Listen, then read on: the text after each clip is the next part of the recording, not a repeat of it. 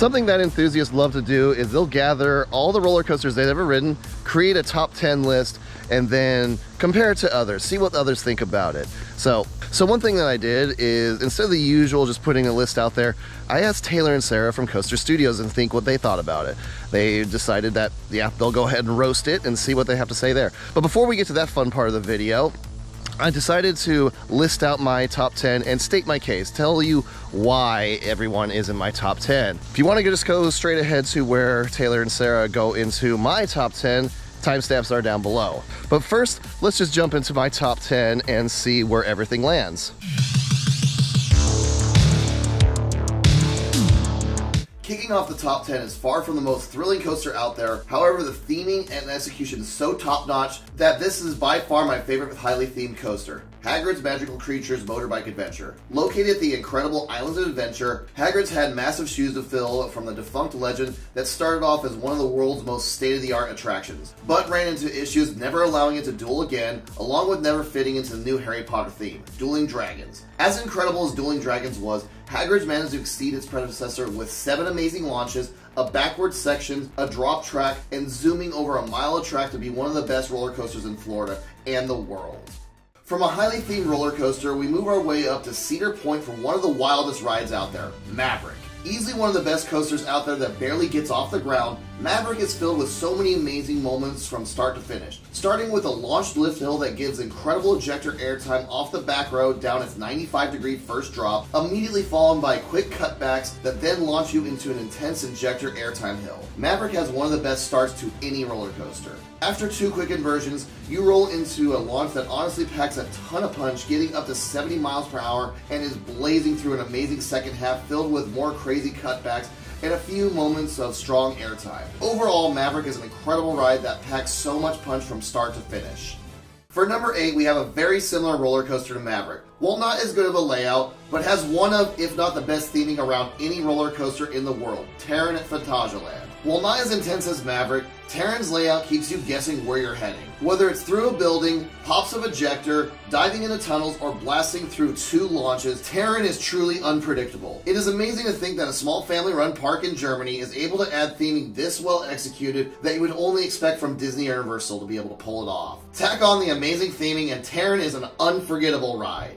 Number 7 is probably the most sentimental roller coaster on this list, as it stood at my number 1 coaster for well over a decade, only recently getting pushed down the list, Millennium Force. This is likely the most iconic coaster on this list, standing in an insane 310 feet tall right next to Lake Erie and racing through its massive 6,595 feet of track. Millennium Force is truly one of the best out there still 20 plus years later. I cannot get over that incredible 300-foot first drop and immediately powering through the intense overbake turn, only to dive down and get your speed back to hit in a massive airtime hill, giving sensational floater airtime. The only downside to this coaster is the meandering it does on Millennium Island. However, it is still a blast traveling that fast through the woods. Finally heading back home, you hit another great pop of floater airtime, a speed hill as you blast past the station and into the final breaks. While coasters have evolved a lot in the past 2 decades to give much crazier rides, Millennium Force is always a special ride.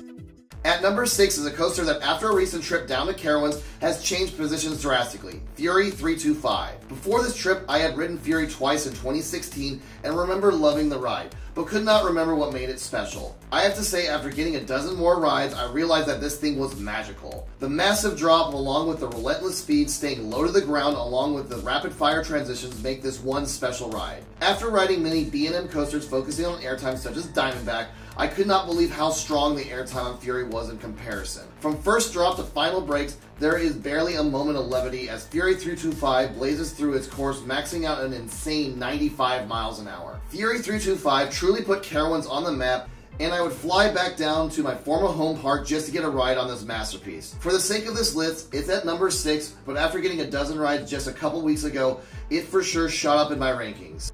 Cracking the top 5 is the newest coaster on this list, and at the time of writing, I had no idea how lucky I was to experience it, as at the time of writing this script, Top Thrill 2 is still down for modifications. Regardless of a less stellar opening, Top Thrill 2 had big shoes to fill from its predecessor, which gave one of the wildest, although shortest rides out there. Top Thrill 2 manages to exceed its predecessor and give one of the most intense and intimidating rides out there. After a mild first launch, heading backwards at 101 miles an hour and flying up the massive 420-foot tall spike leaves you speechless as you look and see Power Tower below you. As the zero G's take over and gravity sends you back towards the launch track, one final time hitting 120 miles an hour, and you fly over the original top hat, getting a massive ejector airtime. You whip through that spiral and race towards the finish line. I really hope the shutdowns days are close to being finished and everyone can get out there and experience this incredible and intense coaster. Number 4 is a coaster that most people would put in their number 1, and honestly, I fully understand. Its theming along with the incredible layout is a full package. However, for me, Velocicoaster, as incredible as it is, didn't quite hit the highs as much as people stated it would. Granted, it's still sitting at number 4 overall, so it didn't disappoint that much. Intamin and Islands Adventure came up with a phenomenal coaster that packs so much punch. The reason it doesn't sit at the top is due to the layout in the first half being great, but not as great as the second half. However, once the second launch gets you up to 70 miles an hour, Velocicoaster finishes with a bang. The incredible ejector off the top hat, the hang time on the stall, getting more ejector on the wraparound on the pathway, then finishing off with the greatest aversion of all time, giving ejector airtime through a zero-G roll. The Mosasaurus roll alone is worth the price of admission into Islands of Adventure. If I could learn to love the first half as much as I do the second half, this coaster has a legitimate shot at being number 1. However, as it is, number 4 is not a bad place to sit for the time being. Getting into the top 3 is one I know is an unpopular opinion, but I have Toutatis ranked higher than Velocicoaster. Both are outstanding, but Toutatis utilizing the swing launch system is just a chef kiss in engineering. Filled with ejector airtime while accelerating is such an incredible and unique experience. Combine that with the spike and the section alone is enough to land in my top 10. The rest of Toutatis' layout is no slouch with tons of hang time, even more ejector airtime, and some whippy and fun inversions. Starting off with a quick launch out of the extremely themed station and into your first stall, you head into the swing launch section and then up into the large top hat. Add in a second massive stall reminiscent of Velocicoasters and hitting moments of airtime before hitting a powerful ejector airtime hill, quick transitions reminiscent of Maverick, into a strong wave turn and into an insanely smooth roll as the finale to an incredible roller coaster. Toutatis is such a great blend of theming and an incredible layout. If Parc Astrix was not already on your radar, you must make a quick stop anytime you are in France.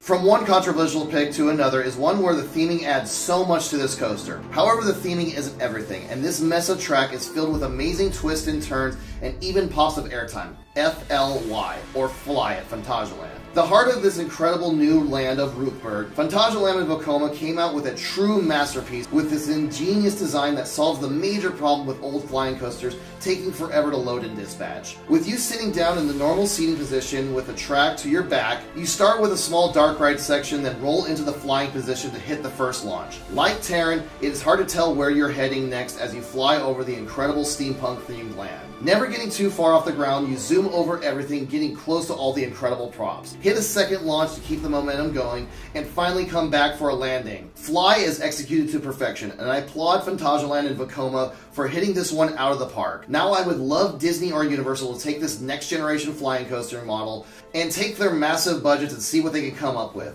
In the meantime, I cannot wait to return to my favorite theme park late in 2025.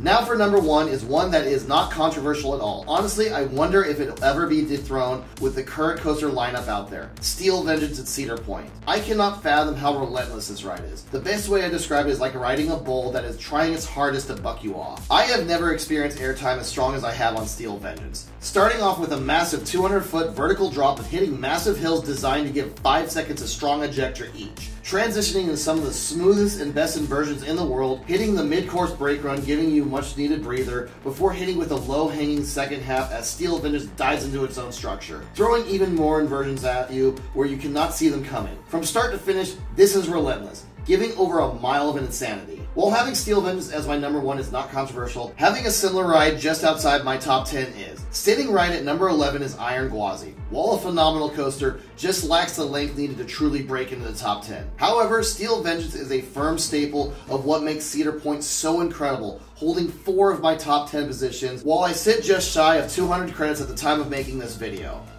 Now, I think my top 10 is all great and all, but what do Taylor and Sarah from Coaster Studios think of my top 10? Hey Tyler, thanks for reaching out to us on Cameo. It was nice to meet you at Millennium Force back at Cedar Point opening weekend. You said not to roast you too hard on this, particularly for having Millennium Force in your top 10. I probably will. Yeah, we're going to do it anyways. So we'll be gentle. Listen, you've been on some really good rides here. Yeah. Like, I'm looking at your list, and these are very solid. You got a diverse collection. You got rides from Europe, rides from the U.S. Although I can tell you got a type.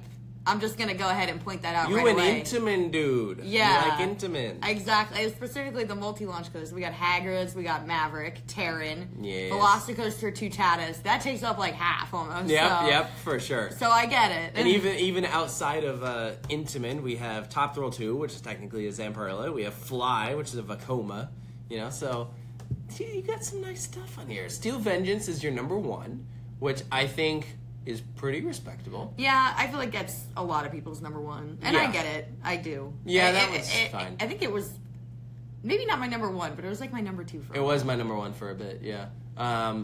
Your number 2 is F.L.Y. That's actually a hot take. Not a super common take. Because most people usually, even though they love F.L.Y, they'll usually end up liking Taron better in the same park.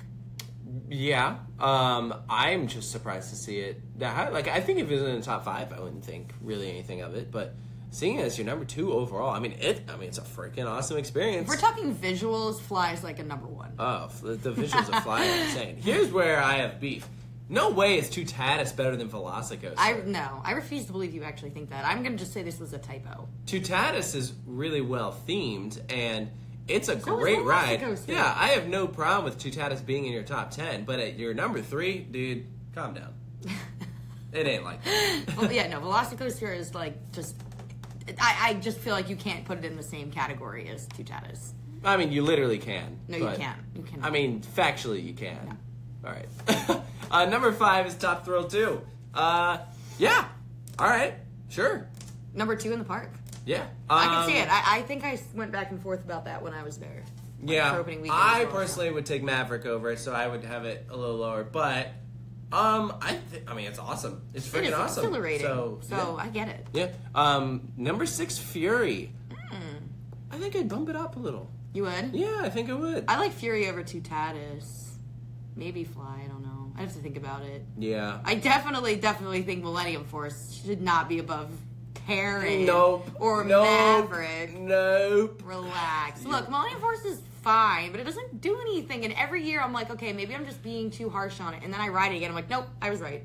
Yeah, but he's clearly a big Millennium Force guy. That's fine and all. Millennium Force, I hate to break it to you, is a whole lot of just like, kind of just going fast. It's gliding around. It's not really doing much. Yeah, like even like the hills that like in theory should have airtime, like do not. Yeah, it's like pretty okay. Like it's cool for what it is. I recognize that it's amazing, like when it was built and stuff. But all these other games, but like it's been 20 some years. Yeah, so yeah. Okay. So then we have Taron. After this, Maverick. You do have Taron slightly above Maverick, which I think it's okay. I get it. I mean, Taron is so gorgeous.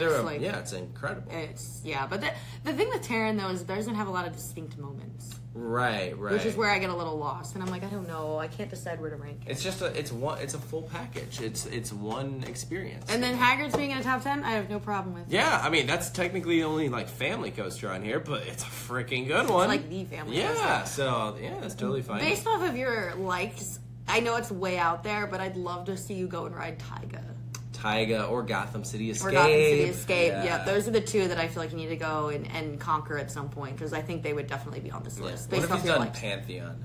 That would but he likes Toutatis, and like Toutatis is obviously better than Pantheon. It is, but similar type. That's what I'm saying. He likes the swing. See, you can put launches. Toutatis and Pantheon in the same category. Velocicoaster is its own beast. Okay. All right. Anyway. Well, thank you so much for supporting Coaster Studios. We really appreciate it. So I gotta say, honestly, they weren't too harsh on that at all. I thought they might be a little bit harsher for me having Millennium Force on that list, but honestly, I'll die on that hill. I love that ride, even though I have ridden much better roller coasters than that. Lots of sentimental value on why that makes my top 10 list. But regardless, they definitely were right on one thing.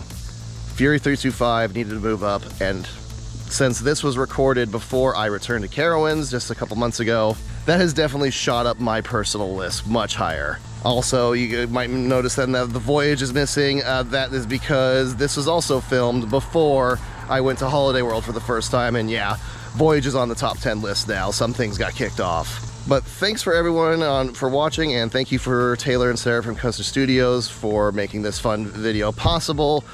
If If you do enjoy this, make sure you subscribe to Park Productions for future videos like this and other fun adventures I'll be going on. Hershey Park is going to be next week for my first visit and going back to Knoebels. Can't wait.